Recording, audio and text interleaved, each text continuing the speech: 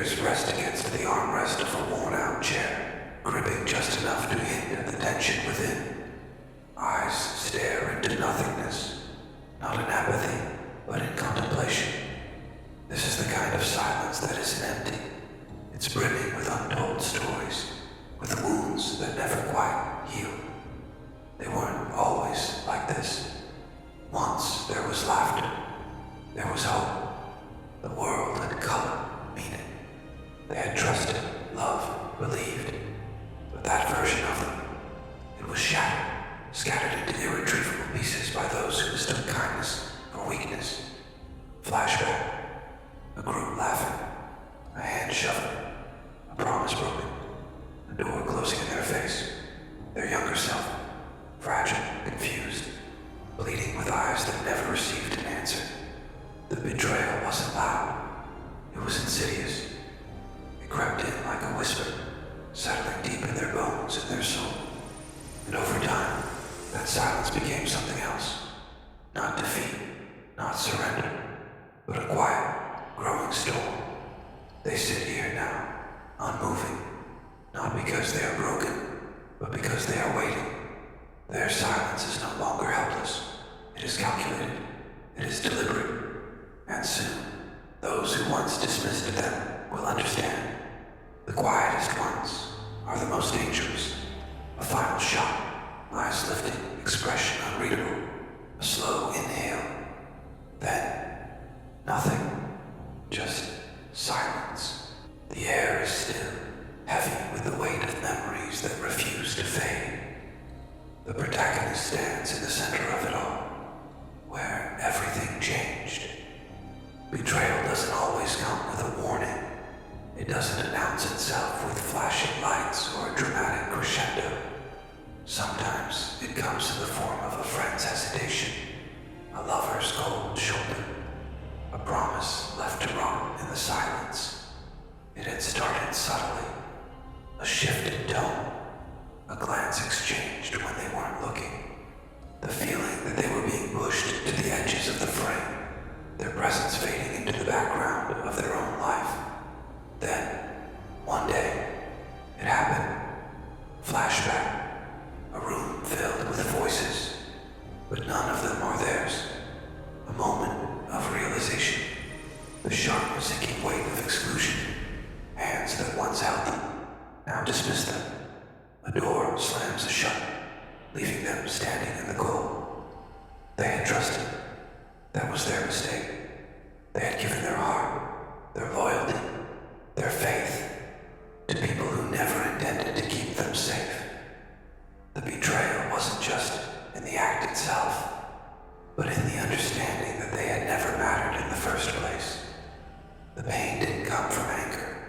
It came from emptiness, from the knowledge that the people they would have fought for would never fight for them, that they were expendable.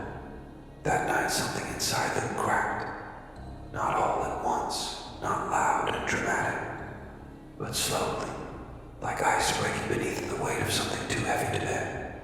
A close-up, their hands trembling, then stilling, their face unreadable, then blank. A realization settles. They will never be the same again. Silence replaces the hurt, and in that silence, something new begins to grow. A darkened room. The protagonist stands before a cracked mirror, their own reflection staring back, unfamiliar, unreadable. The weight of betrayal lingers in their eyes, but something else brews beneath the surface. They used to believe in justice, in fairness, in the idea that good things come to those who endure. But endurance only made them a target. Patience only gave their enemies time to sharpen their knives. Now, the question that haunts them isn't why did this happen? They know the answer. The real question is, why should I apologize for the monster I've become? A flicker of expression, something bitter, something resigned. They weren't born this way. The world made them this way. The silence that once came from uncertainty is now something else entirely. It is a decision, a choice. People expect anger. They expect screaming, lashing out, desperate pleas for justice. That's the predictable reaction. But silence is unnerving. It forces people to sit with their guilt, to hear the echoes of their own cruelty in the absence of protest. They could lash out, they could rage, but what would be the point? Words won't change what's already been done.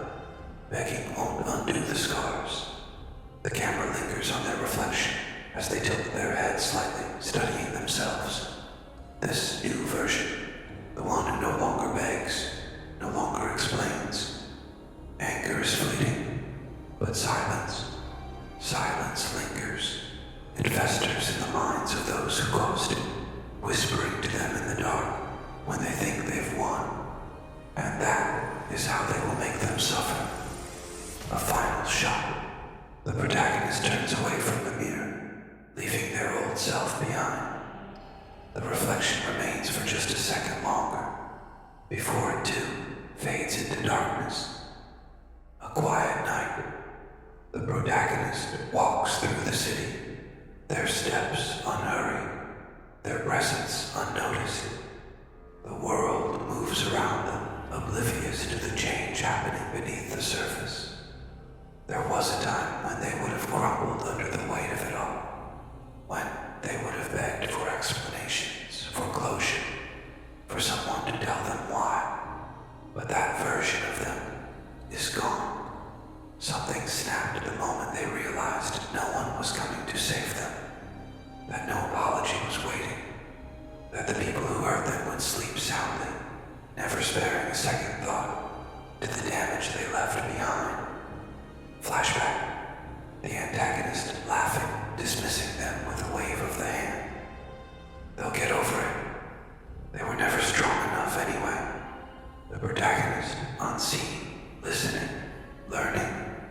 That was the moment that they understood the truth. Power isn't in anger. Power is in control. And nothing is more unsettling than the silence of someone who has nothing left to lose. Cut to the protagonist standing at a great height, looking down at the city. Their expression isn't one of vengeance. It's something colder, calculated, final. They will not scream. They will not cry. They will not waste energy on emotions that serve no purpose. Instead, they will move in the shadows. They will grow in strength, in knowledge, in patience. They will let their silence wrap around their enemies like a noose, tightening ever so slowly until realization dawns too late. A slow exhale, the first real moment of peace. They are no longer the victim. They are the storm on the horizon. And when the time comes, those who wronged them will understand. The quietest ones are always the most dangerous. A dimly lit gym, a silent library, a lonely rooftop. The protagonist moves through each space like a ghost, watching, learning, sharpening. They are no longer drifting in pain. They are sculpting it into something unrecognizable.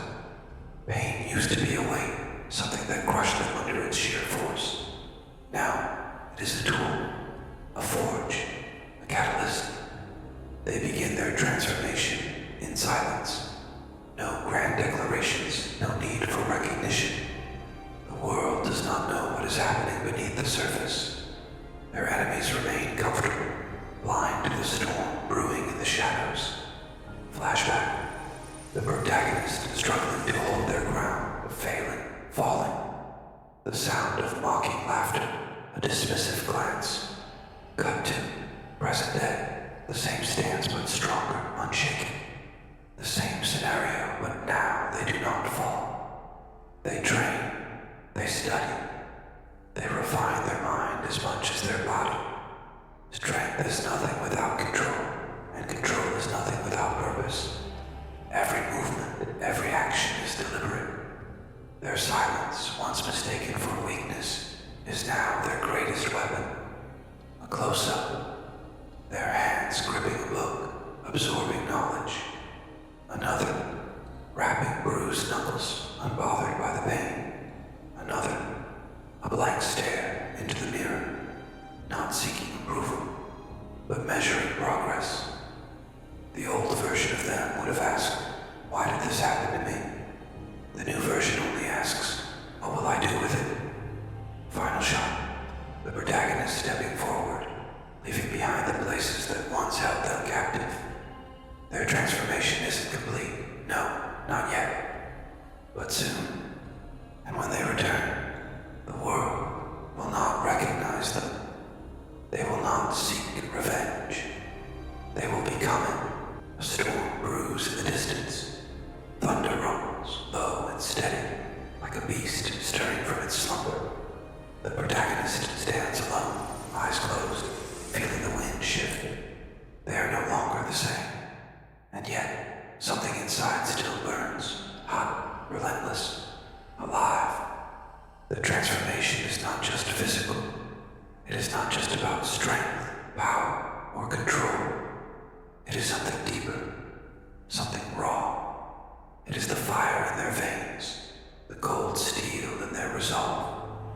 It is the way their heartbeat no longer quickens at the thought of their past, but steadies, firm and unshaken.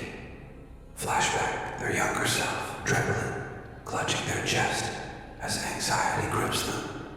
A breath held too long, a voice cracking under pressure.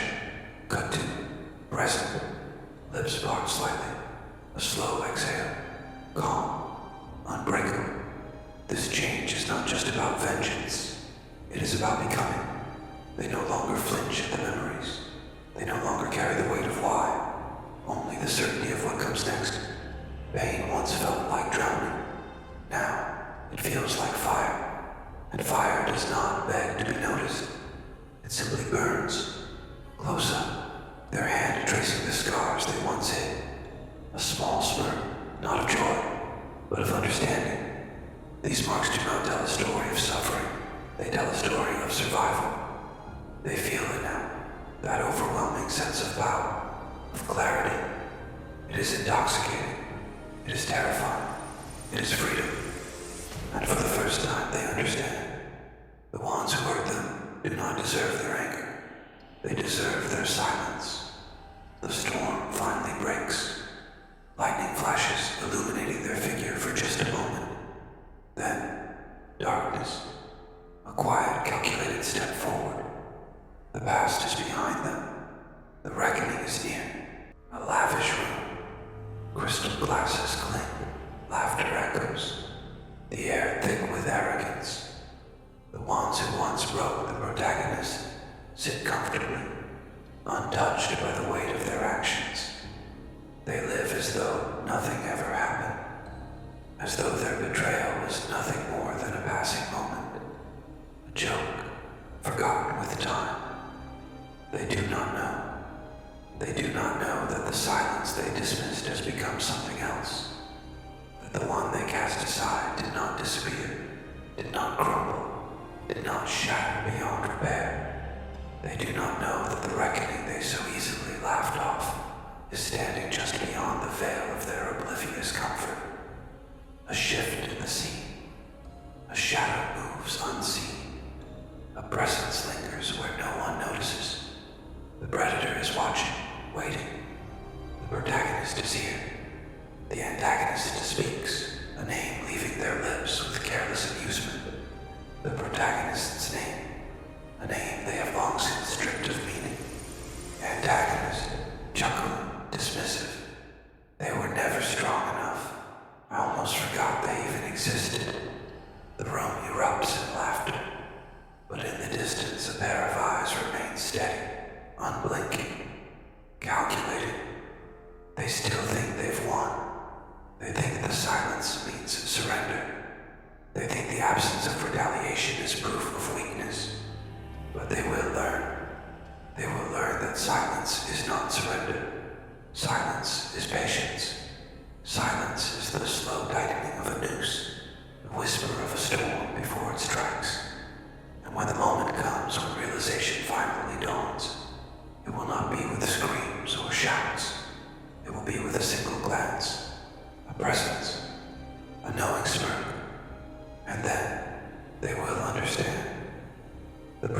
steps forward from the shadows. The room falls silent. The room is heavy with silence. The laughter dies, suffocated by an unspoken force. The antagonist, once so sure of their dominance, stiffens, subtle but undeniable. They feel it now. The shift, the quiet before the storm. The protagonist does not speak. They do not need to. Every step forward is deliberate, controlled. Each movement is a statement in itself. I am here. I have returned. And you will not leave this moment unscathed. Flashback. The betrayal. The cruelty. The moments that built this reckoning. The protagonist, younger, weaker, pleading for answers that never came. Cut to now. Their expression unreadable. Their silence a wall that no plea, no excuse will ever break. There was a time when they would have asked why. A time when they craved explanations, apologies, some kind of closure. That time is gone. Now there is only purpose. They say revenge is best served cold. But I am not here for revenge. I am here to remind them. A pause. A slow, measured inhale. That I never needed to raise my voice to be heard. The antagonist shifts uncomfortably, their bravado cracking. Their once confident smirk falters, because this is not what they expected. They expected rage. They expected screaming.